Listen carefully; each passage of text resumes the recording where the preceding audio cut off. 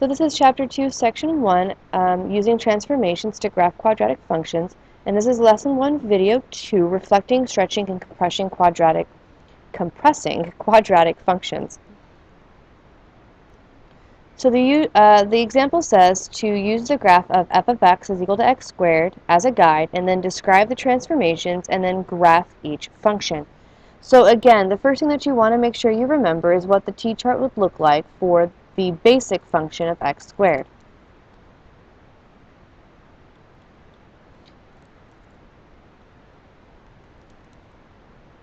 So we used -2, -1, 0, 1, and 2 in previous lessons. And we would graph those, and it makes an upward-facing U shape. Okay, just a very basic upward-facing view. So the first graph says g of x, our equation, is equal to -4 times x squared.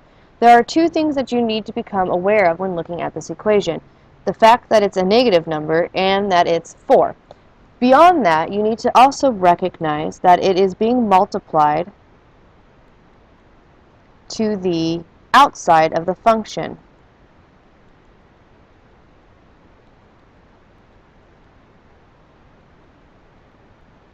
And again, from previous lessons, that would be the equivalent of a times f of x. The next phase is, what is a? A is 4. The negative aspect is telling us that this reflects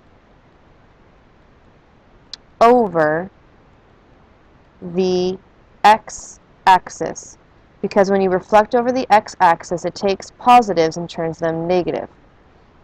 Also, the factor of 4, specifically, and the fact that it's multiplied to the outside, is letting us know that this is a vertical stretch by a factor of 4. So we do have two different transformations going on, a reflection over the x-axis and a vertical stretch by 4. That means that on our t-chart up here, all of our y values are getting negated and also are being multiplied to 4. So you'd end up with -16, -4, 0, -4, -16. So if we were to graph just the basic look of this,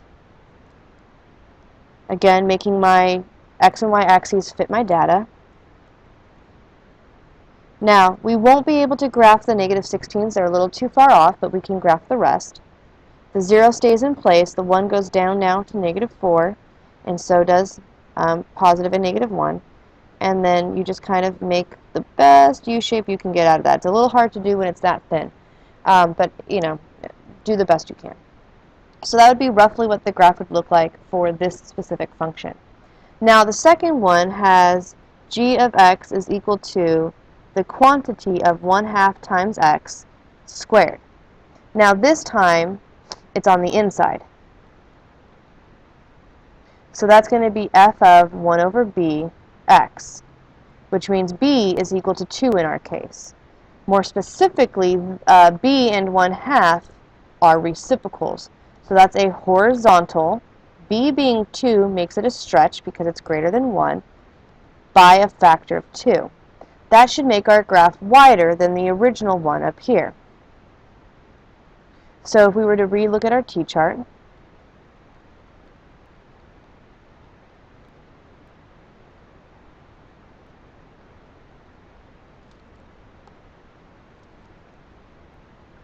you need to make sure you remember that the 2 is being multiplied directly to the x's. So that's going to give us a -4, a -2, a 0, a 2, and a 4. So it's taking our graph and it's pushing it out.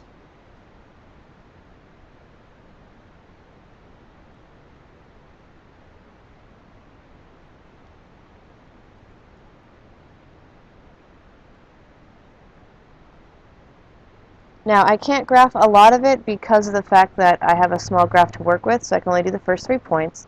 But off the first 3 points, you can already see that this graph is a lot wider than the one up here. So again, this was a horizontal stretch because it did make our graph wider, and the factor was by 2. There was no reflections on this specific graph. So the U-try has you do the same thing. So it says using the graph of f of x is equal to x squared. describe the transformations, and then graph each function. You have g of x is equal to the quantity of 2x squared, and then g of x is equal to negative 1/2 times x squared. Please use the examples as a reference, given that they are super similar. Other than that, any questions can be answered in class.